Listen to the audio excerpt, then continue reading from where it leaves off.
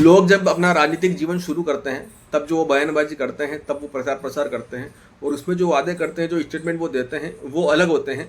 और जब वो एक पूरी रूप से राजनेता बन जाते हैं, जब वो जीत जाते हैं, उनको जो चाहिए वो मिल जाता है, उसके बाद जो स्टेटमेंट होते हैं वो उनके अलग होते हैं। अब ये बात मैं क्यों कह रहा हूँ, हाल ही में एक युवा नेता है बिहार के चिराग पासवान जी, उन्होंने कुछ समय पहले एक स्टेटमेंट दिया था जिसमें वो कह रहे थे कि आरक्षण से जो लोग बड़े पदों पर पहुंच गए हैं, जिन्होंने आरक्षण का बड़े स्तर पर फायदा ले लिया है, उनको अब स्वतः ही आरक्षण छोड़ देना चाहिए। ये चिराग पासवान के वर्ड थे, आप खुद सुनिए। चिराग पासवान जी बार-बार कहते हैं संपन्न दलितों को आरक्षण छोड़ देना चाहिए। सबसे पहले वही छोड़े, बोले थे ये नहीं बोले थे। से सांसद चिराग पासवान ने दलितों के आरक्षण छोड़ने की अपील की है। टाइम्स ऑफ इंडिया को दिए इंटरव्यू में चिराग ने कहा, मेरे विचार से सभी फाइनेंशियली मजबूत बैकग्राउंड से आने वाले लोगों को आरक्षण छोड़ देना चाहिए। इससे इस समुदाय के बाकी लोगों को आगे बढ़ने के और बेहतर करने का मौका मिलेगा। दरअसल जिन्हें आरक्षण का सही मायने में जरूरत है, उन्हें अधिक से अधिक मदद मिल पाएगी। हालांकि चिराग ने ये भी कहा कि इसे कानून बनाकर नहीं, बल्कि लोगों को जागरूक कर प्रोत्साहित करना चाहिए। अखबार को दिए इंटरव्यू में चिराग ने कहा, ये मेरा अंतिम उद्देश्य है। मैं बिहार से आता हूँ, जहाँ जातिगत समीकरण राजनीति पर हावी रहते हैं। यूपी और बिहार को इस उद्देश्य को हासिल करने में अहम भूमिका निभानी होगी। और अभी हाल ही में 1 अगस्त 2024 को सुप्रीम कोर्ट का जो जजमेंट आया, एससी कोटे के अंदर कोटा होना चाहिए, जिससे जो अभी भी पिछड़ी दलित जातियां हैं, पिछड़ी आदिवासी जातियां हैं, उनको आरक्षण का फायदा मिलेगा। जो अभी तक सरकारी नौकरियों में नहीं आ पाए हैं, उनको सरकारी नौकरी में आने का फायदा मिलेगा। ये कहीं से भी कोई स्वर्ण के पक्ष में फैसला नहीं था, कोई दलित के विरोध में फैसला नहीं था, कोई आदिवासी के विरोध में फैसला नहीं था। इसमें जो गरीब जातियां हैं, एससी के अंदर, एसटी के अंदर, उनका ही भला है। लेकिन बावजूद इसके एक कम्युनिटी, एक कास्ट इस चीज़ का बहुत ज़्यादा विरोध कर रही है, एक प्रोपोगंडा फैला रही है, लोगों को मैनिपुलेट कर रही है, गलत जानकारी दे रही है, आरक्षण खत्म हो जाएगा, आरक्षण खत्म हो जाएगा, इस चीज़ का डर दिखा के जो 85% आरक्षित वर्ग का समाज है उसको डरा रही है और इस फैसले के खिलाफ खड़ा कर रही है। उसमें ही हमारे जो दलित नेता है चिराग पासवान, जिनको नरेंद्र मोदी जी का हनुमान भी कहा जाता है, वो इसके खिलाफ हो गए। जी हाँ, सुप्रीम कोर्ट का जो जजमेंट है उसके वो खिलाफ हो गए और वो कह रहे हैं कि हम इस चीज़ के खिलाफ हैं।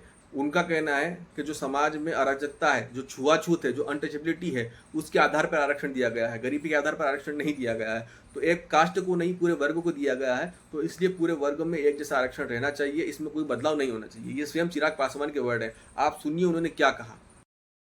एक दलित समाज से आने वाले युवा को ही घोड़ी पर चढ़ने से रोका जाता है। एक दलित समाज से आने वाले परिवार को मंदिर में प्रवेश करने से रोका जाता है। कई ऐसे उदाहरण हम लोग के सामने हैं जहां पर संपन्न लोग भी, जो कहीं ना कहीं समाज में एक अच्छी पहचान बना चुके हैं, वो लोग भी जो दलित समाज से आते हैं, जब मंदिर में जाते हैं तो मंदिर धुलवाया जाता है। तो आज भी इस तरीके के भेदभाव को प्रैक्टिस किया जा रहा है। तो जब भेदभाव छुआछूत के आधार पर हो रहा, ये भेदभाव कहीं शिक्षा के आधार पर नहीं हो रहा, ये भेदभाव कहीं आर्थिक दृष्टि से नहीं हो रहा है कि भाई आर्थिक तौर पर आप सक्षम हो गए तो अब कोई भेदभाव नहीं होगा।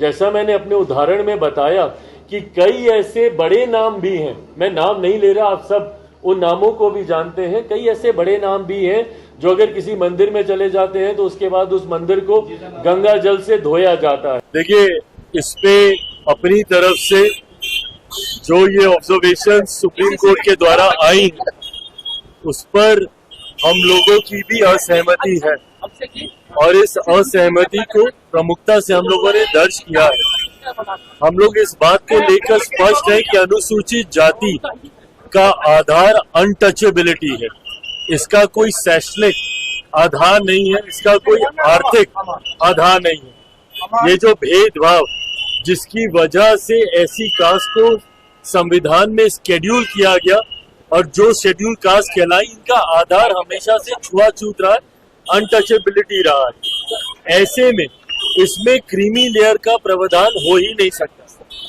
रिजर्वेशन विद इन रिजर्वेशन ये कहीं से जायज नहीं, क्योंकि आज भी इतने समय के बाद आज भी उदाहरण एक दलित लड़के का ही मिलता है जिसको घोड़ी पे चढ़ने से रोका जाता है, एक दलित परिवार का ही मिलता है जिसको मंदिर में प्रवेश करने से रोका जाता है।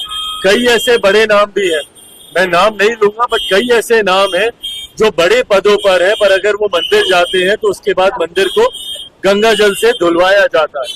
तो आज भी भेदभाव छुआछूत के आधार पर हो रहा है। तो ऐसे में रिजर्वेशन विद इन रिजर्वेशन हम लोग भी कतई इससे सहमत नहीं है। और लोक जनशक्ति पार्टी रामविलास सुप्रीम कोर्ट में पुनर्विचार याचिका दाखिल हम लोग करने जा रहे हैं, ताकि सुप्रीम कोर्ट पुनः अपने फैसले पर वापस। ये वही चिराग पासवान है जो कुछ समय पहले ये कहते थे कि आरक्षण में क्रीमी लेयर होना चाहिए। इन्होंने कहा था, इनके वर्ड थे कि आरक्षण में जो लोग सक्षम हो गए उनको स्वतः ही आगे आकर आरक्षण छोड़ देना चाहिए। मैं इनसे कहना चाहता हूँ, मैं स्वयं खटिक समाज से आता हूँ, आरक्षित वर्ग से आता हूँ, दलित समाज से आता हूँ, SC कैटेगरी से आता हूँ। आपसे मैं चैलेंज कर रहा हूँ, मैंने तो मेरा आरक्षण छोड़ दिया, मेरे जाति प्रमाण पत्र को तक जला दिया, आरक्षण के कोई फायदे मैं नहीं लेता हूँ। मैं आपसे कहता हूँ, आप भी आगे आकर अपना आरक्षण जो है वो छोड़ दीजिए, समाज हित में, जो गरीब दलित है उनके हित में, ताकि यही आपका जो परिवार को आरक्षण मिल रहा है ये किसी और गरीब परिवार को मिलेगा। आप में इतनी हिम्मत है या सिर्फ और सिर्फ राजनीति के लिए बयानबाजी आपने की थी? अगर आप हमें इस चैलेंज को एक्सेप्ट करने की हिम्मत है तो मैं आपसे खुले मंच से कह रहा हूँ कि आप भी आगे आइए, मेरी तरह अपना कास्ट सर्टिफिकेट जलाइए, आरक्षण के जो भी फायदे आपके परिवार को भविष्य में मिलेंगे उनका बहिष्कार करिए। राजनीतिक आरक्षण आपको रखना है, बेशक रखिए, लेकिन शैक्षणिक और सरकारी नौकरियों में आपको आरक्षण नहीं मिलेगा, आपके परिवार को भविष्य में आरक्षण नहीं मिलेगा। ऐसा कमिटमेंट आप कीजिए, लिख कर दीजिए, तब हम आपको मानेंगे कि आप गरीबों और दलितों के मसीहा हैं और कहीं ना कहीं उनके हितों की राजनीति करते हैं। वरना सिर्फ और सिर्फ बयानबाजी करना बहुत आसान है। आपका क्या मानना है कमेंट सेक्शन में कमेंट करके जरूर बताएं। मिलते हैं नेक्स्ट वीडियो में।